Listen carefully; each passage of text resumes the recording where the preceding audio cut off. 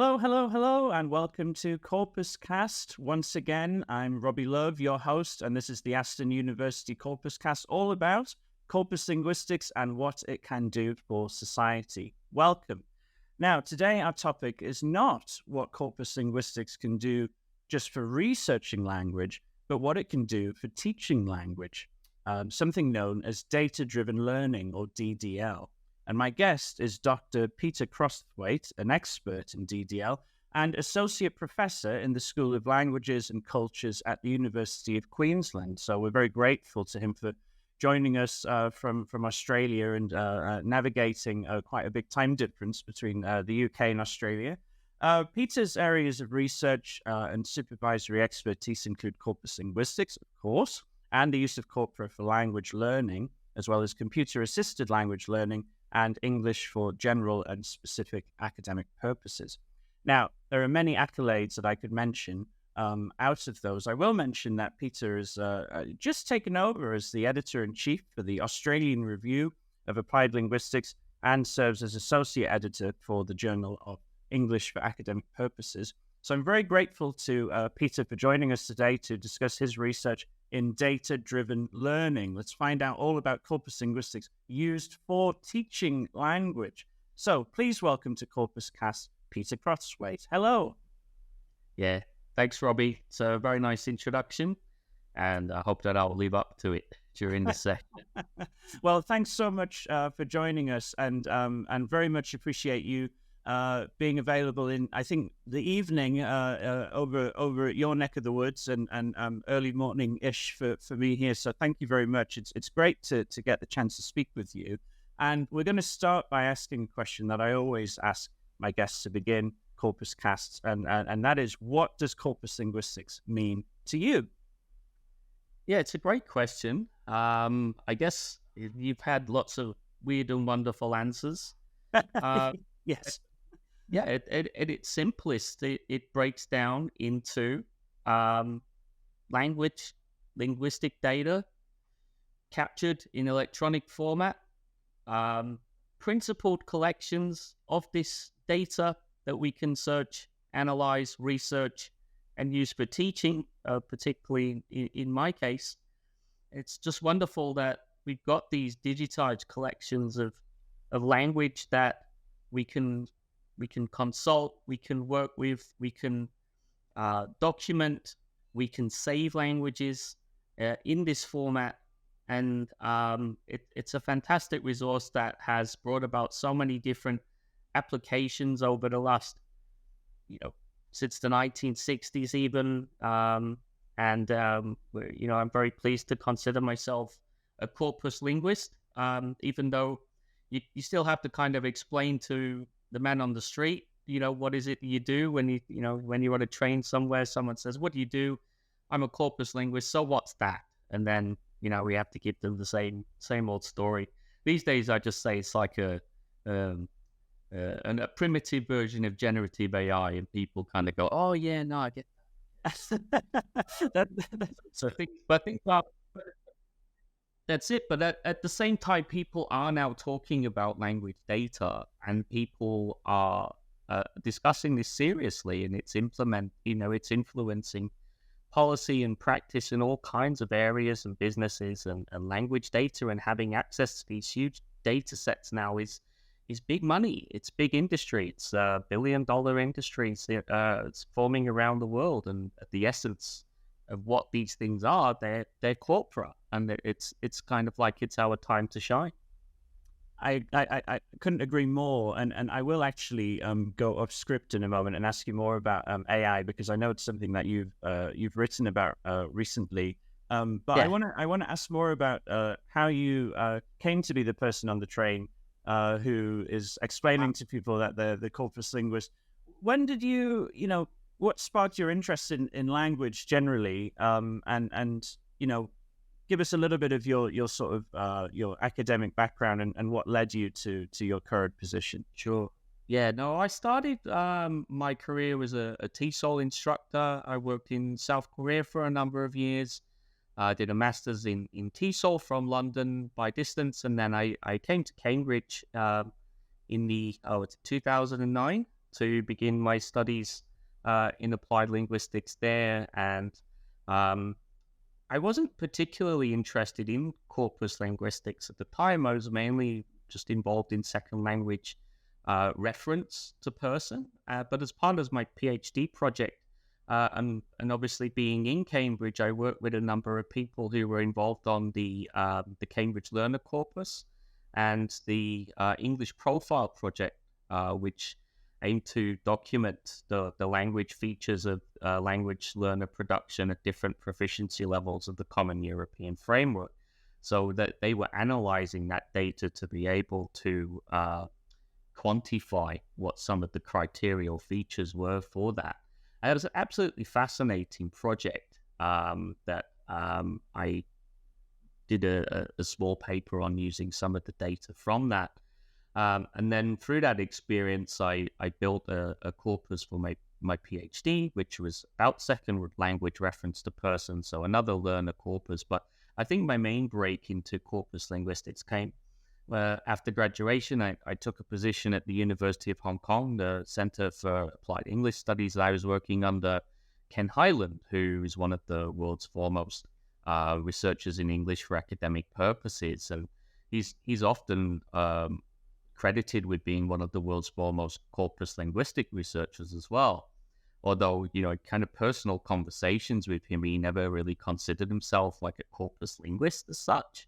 But he used corpora extensively to be able to do the kind of research that he'd done, like revealing insights into academic language. So at that time, I started to build longitudinal corpora, learner production, analyzing those, and basically took off from there.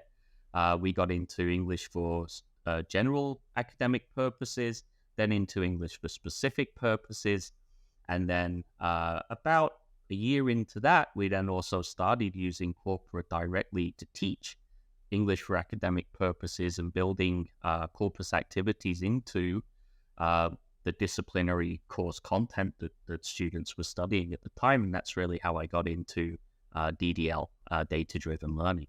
And let's talk about that then. Our sort of main topic today, as we mentioned at the beginning, is data-driven learning or DDL. Let's start with the basics, and then we'll get onto the meaty stuff, right? So let's say you're on that train again, and somebody's just asked you, "Oh, what do you do?" "I'm a corpus linguist," and you've explained that, and then you say, "Oh, I specialize. One of the things I specialize in is data-driven learning." They go, Yeah. What on earth is that? Let's start with the basic definition, and then we'll go from there. Yeah, I think it's another thing that you do kind of have to explain to people. It's a phrase that sounds really cool, but when you kind of break it down into what it is, it's actually fairly simple. And it's using language data to learn, whether that's about language, or to learn language, or to learn something else. But you're using these collections, these corpora, to do some teaching and or learning. That's really what it breaks down to. The phrase was coined all the way back in the 1990s by Tim Johns. It's over the last kind of 30 years, it's become a substantial field with many hundreds of publications and empirical studies that have kind of tested that using language corpora in classroom context, out of class context. Whether it's teacher-led or student-led, there's been so many studies now that have sought to show that its effectiveness. It boils down to there's kind of traditional views of data-driven learning and what they are. So using, say, concordancing software on corpora, and for a long time that was data-driven learning. Yeah. But these days, the concordances are really kind of taking second place to some of the other data output from various corpus tools that are being used in classroom settings, whether that's frequency information on collocates, collocation, chunks, increasingly visual information in the form of charts, diagrams that show some of the trends and patterns that are present in these data sets. And a great deal of learning is done by putting all of this information together in a constructivist language learning paradigm. That's That's how it works. You take all of the different sources of information and you arrive at conclusions to the problems that you set out to investigate. And that's the ideal. It's not specific to corpora necessarily. We're seeing lots of non-corpus applications involved in data-driven learning. So it's not just corpora, it's not just concordances. There's a great deal more to it than that. But at a very basic level, that's what data-driven learning is. It's consulting language corpora, going through concordances, searching for information, and discovering trends and patterns of language that are teachable from a teacher's perspective, and then highly learnable from a learner's perspective. So it sounds like there's lots of different types of data-driven learning. And I was going to ask actually about whether it is something that is exclusive to corpus linguistics or can be a term that's applied in other areas of language as well. Because it seems that it's kind of talked about, maybe not exclusively, but mostly in the context of corpus linguistics. Are we talking just, purely about getting students to essentially be the corpus linguists themselves? It's like, I'm thinking about, in English, for instance, there's all of these corpus-informed textbooks that publishers have been, developing now for decades. That's right. And that is, of course, data-informed learning, maybe.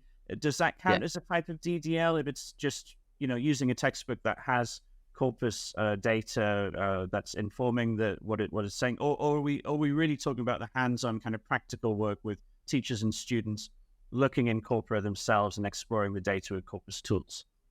Sure, I'd say that it's kind of difficult to draw a line like that. I mean, there's some traditionalists who say that that this is DDL, this is not DDL, and so on. But then I worked on textbook series and used corpora to derive materials for use in classroom context. So that might not look like corpus linguistics, it might not look like data-driven learning, but there's been a great deal of language data and corpus linguistics that have gone into the preparation of those materials. So yes, it's not kind of concordances listed in keyword in context mode that are being shown in textbooks, but then you're still using these corpora as resources to generate these teaching materials. So sometimes this has been called like indirect DDL, but it's still being termed as DDL because we're using the language data to generate those materials.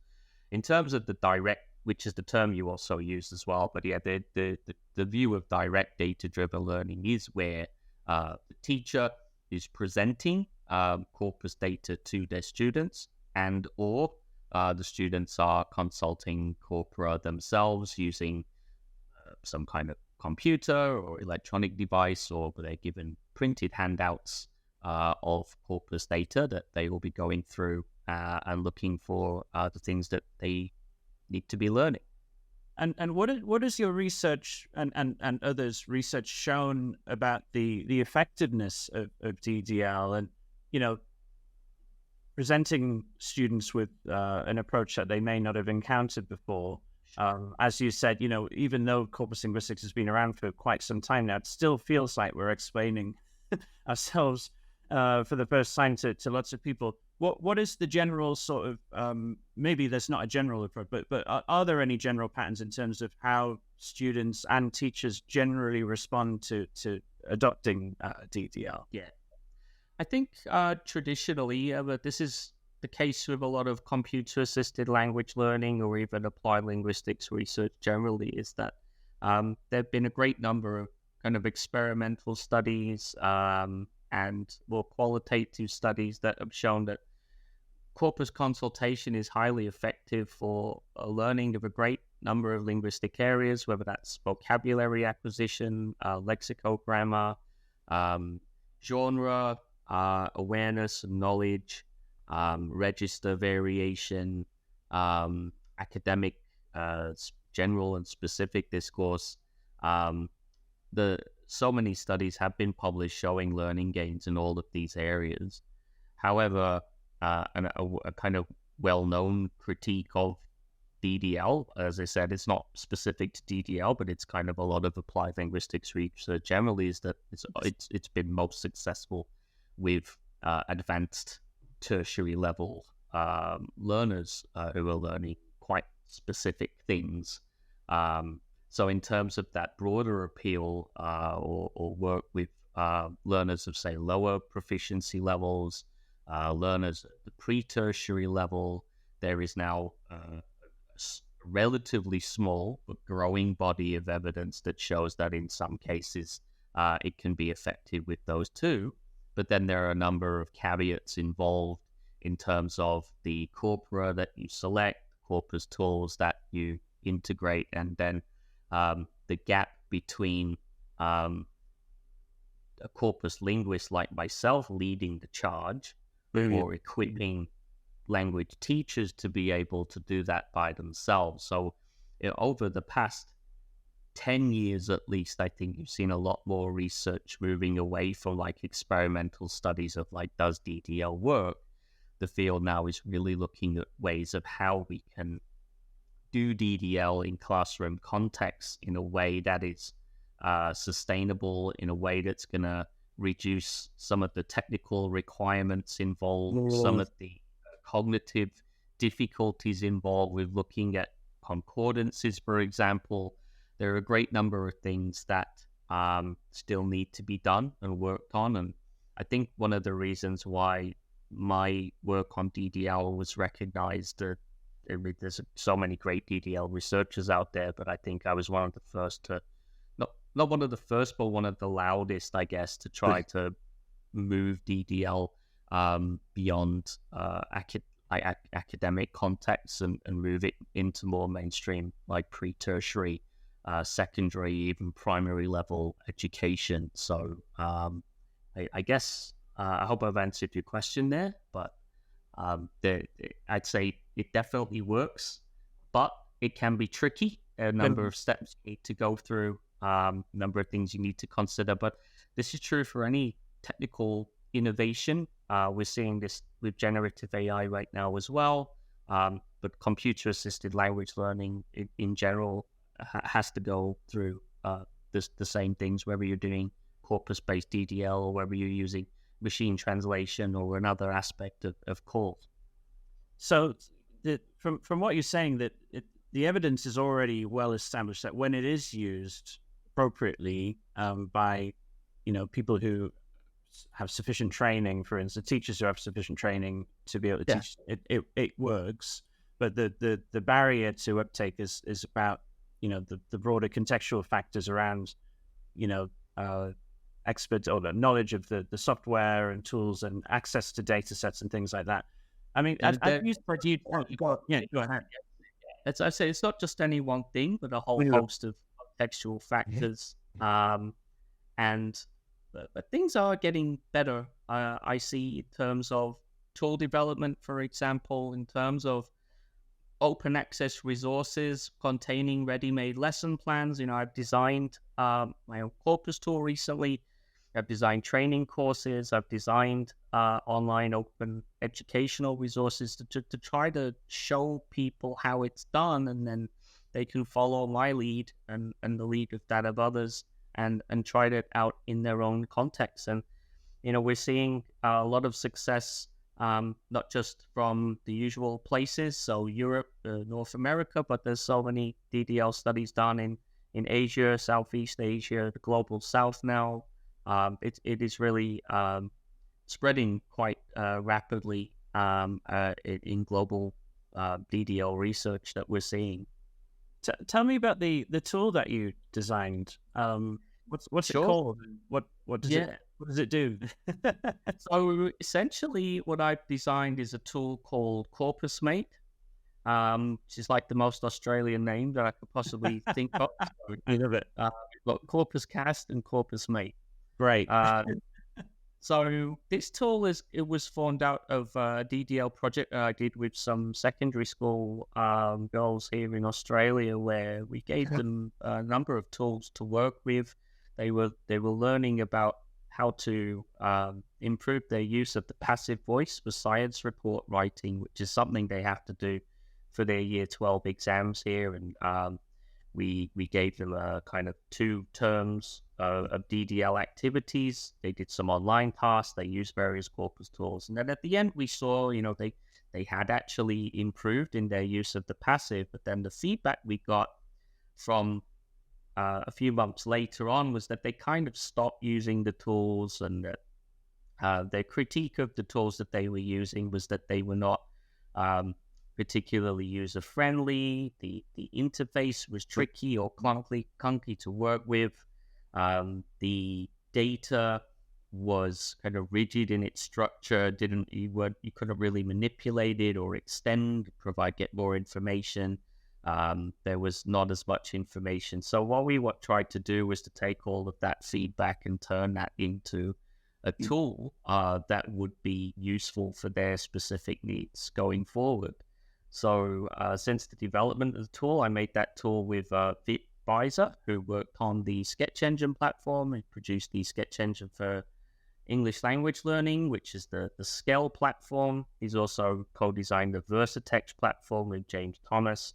So he's got a lot of experience, and the two of us got together to come up with this real pedagogical DDL tool, CorpusMate, which has been available for about 6 months now in its kind of initial state, and it's been used on teacher training courses already in Vietnam. It's used on my English for academic purposes courses that I run here at the University of Queensland as well. So it's got about maybe 60 million word corpus behind it. That corpus has been, we used some profanity filters on it to make it acceptable and appropriate for use with younger learners, and also in contexts where reference to, say, sexual language or drugs is prohibited. Like if we're working in Indonesia, for example, that's a big no-no. So we have that. There's a broad range of written and spoken data, and then it's divided up into 20 different subject area categories like school subjects, so English, geography, history, and so on. Pretty simple user interface, very Google-like, similar to the way that they're used to getting information from Google or other search engines. And it's fast, and it works pretty well so far. So the feedback has been positive, and there's a paper about the platform about to be published in the International Journal of Corpus Linguistics. And then myself and Lawrence Anthony of Fame are also writing a paper at the moment, kind of comparing the functionality of our respective tools and some of the methodological decisions that go into the design of Corpus tools. So that'll be something to look out for early next year. Brilliant. That sounds really a great way of addressing some of the challenges that you've identified here. You mentioned this sort of was born out of several things, including that project with younger learners. And I do want to ask you about your work specifically with younger learners and DDL. Some might sort of argue that younger learners should be the most up for sort of adopting a new technology because that's kind of the way they've been brought up. But then others might argue that the specialist, techniques that are typically required to work with most corpus tools would be, prohibitive for younger learners. So, where do you sort of sit? Maybe you've already answered the question in that. Well, the answer is make a tool that's easy to use, and then you sort of get the best of both worlds. So, is that kind of the direction you see things going in terms of promoting further DDL among younger learners? Yeah, I find the learners themselves kind of take to things, and that they require minimal kind of training, I guess, or explicit instruction. And they're very good at kind of discovering things that we didn't ask them to discover, or trying things, making things work in a way that we didn't originally plan. So in all the times that I've done DDL with younger learners, I mean, I had a chapter in my book, 2019, we worked with 2 primary age learners, and they were using Skell, I think, and Lingual by Jason Chang, and they were doing things with those tools that we had no idea you could even do. So the learners themselves aren't the issue, but in order to keep them motivated and to keep them using the tool long term, that's a bit more of a challenge. So it really has to be integrated with what they're doing. And True. you've got to frame it in a way that it's not seen as the be all and end all of all of their issues that they're going to have. It's going to help them with some very specific issues that they might be having with language, primarily based around reading, vocabulary acquisition, especially in writing as well, in terms of drafting and response to teacher feedback on writing. So within some of these kind of authentic everyday tasks that they're doing, making sure that the corpus use is fully integrated and normalized within that practice is something that can be done, but it's tricky. But when it's done well, it really helps, and the feedback that you'll get from the learners is really very positive. Similarly for the teachers, the challenge of the teachers is quite different. Generally, the technical ability is there with the tools. After some brief training, they're able to see what the tool can do for their own work or their own language learning. But the most frequent complaint we get from language teacher trainees or in-service teachers is just the complexity involved in integrating corpus activities, like coming up, conceptualizing activities that use corpus in a meaningful way, or integrating it into assessment in some way, finding a space in the curricula where they can work with it. So it really takes applied linguists. I don't want to say applied linguists like myself. It's not like arrogant or so on, but certainly applied linguistics, maybe with a strong background in language teaching, who can see where a corpus activity might meaningfully be incorporated into, say, a 45-minute lesson plan. So we've just done a huge project with teacher trainees in Vietnam, looking at their integration of corpus activities into lesson plans following online training. We then analyzed the lesson plans to see evidence of corpus use and how feasible, or whether that activity would be something that would ideally lead to the kind of learning that the teachers had planned.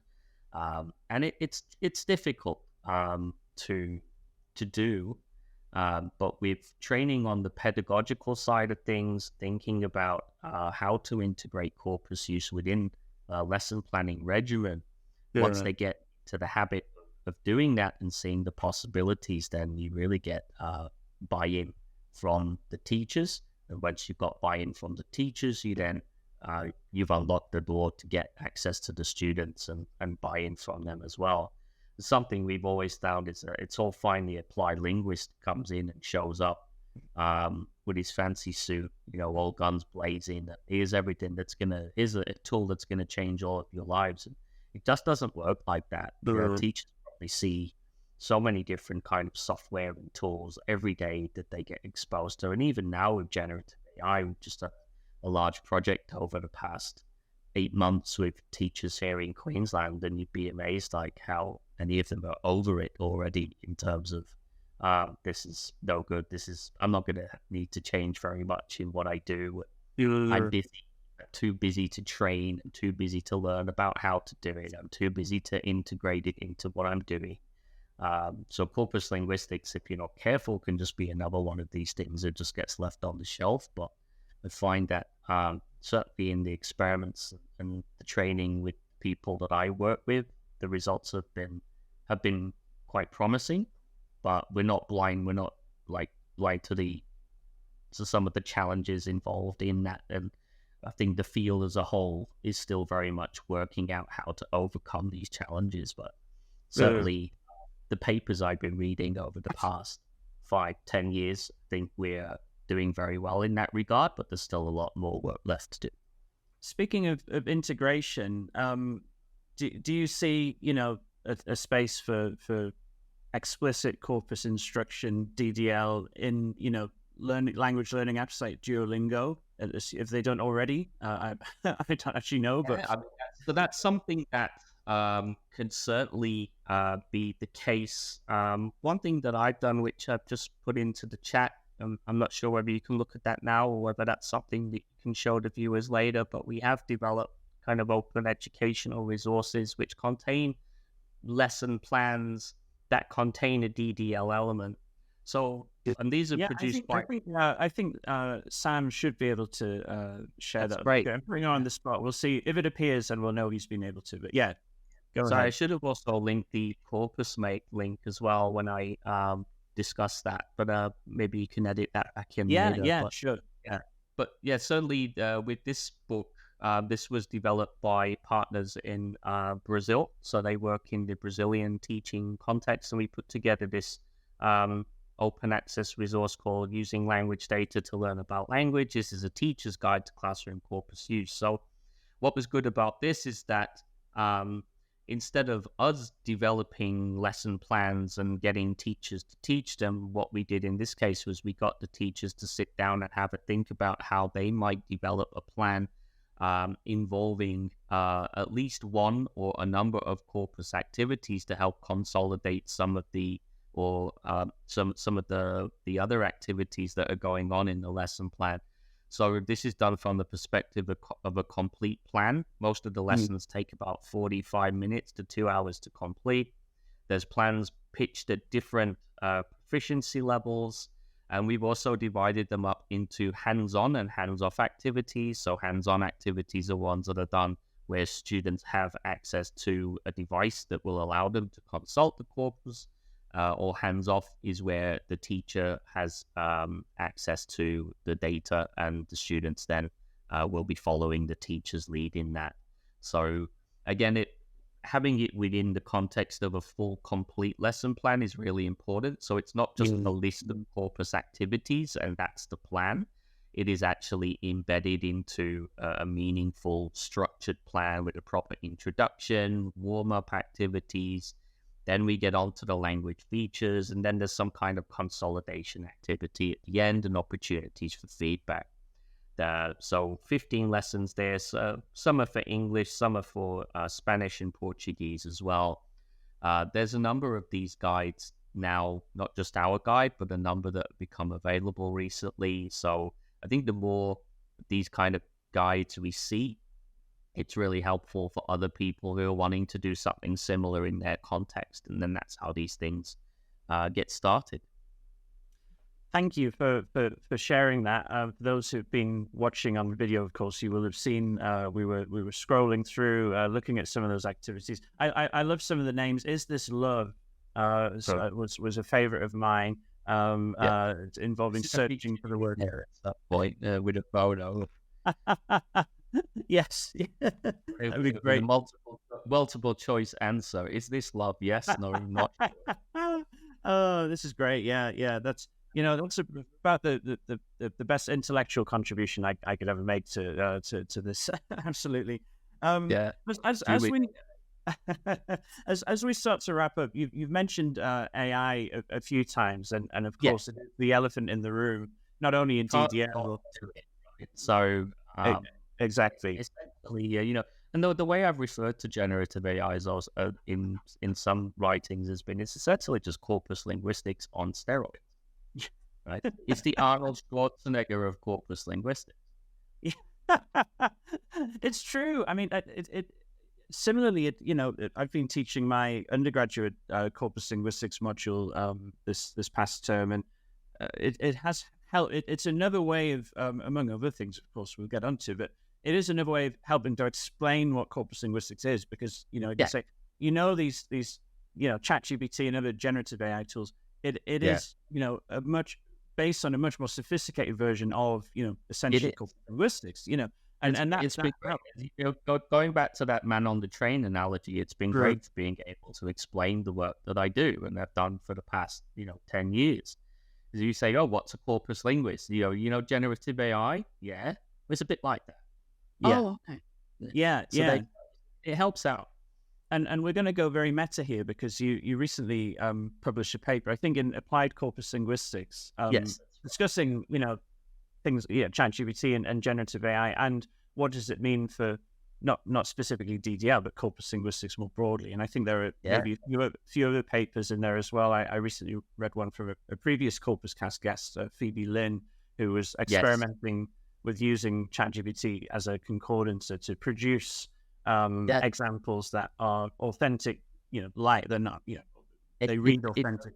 Very well. Yeah, Phoebe's work came out, I think, 2 days after mine. And it was a really good piece. And I took the prompts that are in that paper and tested it myself. Yep, it works fantastically. So really very useful. And yeah, I guess that paper was really more of a kind of a response that I think had to come out pretty quickly in terms of people saying, well, you're not going to need Corpora anymore. You're not going to need to do DDL. That field's done. We've all got generative AI now. So we can just type in what we want and we'll get what we want instead of having to type in a query term and go through concordances and frequency lists and that kind of thing. But in terms of how generative AI compared with Corpora for DDL is that the plan is if you combine the use of generative AI to do some of the tasks involved in some of the language areas that you're trying to learn, it will do that very well. But then if you're dealing with something more specific, or you need to be able to verify the results that you're getting, you need to be able to verify the data, where it was drawn from, you need to be able to back up some of the claims that you're making about some of the things that you're saying about language, then corpus linguistics still very much has a place there. And I don't see that changing anytime soon. I remember I was blown away when ChatGPT, the GPT-3 came out. This was before ChatGPT, so when it was just the API with the playground, that blew me away. And then ChatGPT came out. But now version 3 is pretty much unusable. 3.5 really very rarely does what you need it to do. And I'm having even major trouble with 4 at the moment in terms of getting that to do certain things. So I think there's a bit of a random element built into it as well, which will then really limit some of the classroom applications that you can do. I've got a master's student. We just submitted a paper to Journal of Second Language Writing on this. It's not corpus related, but where they were using generative AI to provide written corrective feedback on a number of student texts. But the problem was it would not give you the same kind of feedback every time. It would give you like 5 or 6 different types of written corrective feedback, even using the same prompt on the same text. Whereas humans all kind of tend to give written corrective feedback in the same way. They give a bit of direct feedback, they give a bit of indirect feedback in the form of some comments, maybe some notes at the end of the text. There's some individual variation, but we tend to give it in a kind of uniform manner. Generative AI at the moment just doesn't have the ability to do that. So for those kind of pedagogical tasks, it's really not suitable yet. And I guess it's the same for corporate data-driven learning. There are some things that generative AI cannot do, or that you need to be able to verify how it's done it, and you can't. And that means there is still a place for corporate for the foreseeable future. But then we know that corpus linguistics, the DDL, they got this kind of credibility crisis, I guess, as in terms of mass appeal, funding, the amount of people who, if you go to the man on the street, you ask him what ChatGPT is, you'd be able to get an answer. So corpus linguistics itself really needs to kind of have a big look at itself in terms of how we present what we do to others, the way that we try to bring others into the field. The field's got quite silly in terms of, say, quantitative skills, knowledge that are needed to be able to publish even some of the most basic things these days. So the tools are still completely opaque, even to experts like myself who, try doing something in R and then you need to upgrade it the next week and then suddenly all your libraries don't work. I mean, you're not going to get people on board with this kind of thing. So I think we as a field also need to have a look at how we do that. And fortunately, you've got people like Lawrence Anthony who are now looking at embedding large language models into NComp, for example. And that is just, I think when that works, that's really going to change things for a lot of us. You start to see that copied by other major players like Lanxbox or Sketch Engine. I think then the sky really is the limit in what the field can do and how we can evolve and bring more people to corpus linguistics as a whole, not just DDL, but bring more people into what we do in some of these approaches. And that has to be to the market. That has to be inevitable, in terms of the integration of this sort of technology in, well, everything, not just in corpus linguistics, but corpus tools as well. I want to finish by asking you just one quick question. I normally ask three, but you've already touched upon a couple of them in the last few moments anyway. So I'm going to ask you just one of my quick questions to finish. And this is the question asking, what is your number one piece of advice for students who are embarking on corpus research? It's a great question. I guess my answer would be to think very carefully about what it is that you are looking for. What is your research question? And everything will stem from that in terms of the corpus that you decide to use, the tool that you use, the data, the way that you look at and analyze the data, some of the statistical processes that you're going to use on the data, the way that you're going to interpret all that just stems from the research question. And I guess try to also make a research question that is just fun and important for you, something that you've always wanted to know yourself, something that you've always had in the back of the mind. You thought, well, I wonder how that works, or I wonder why people say that and not that, or do these people say that and not that? And sometimes the more kind of random or the more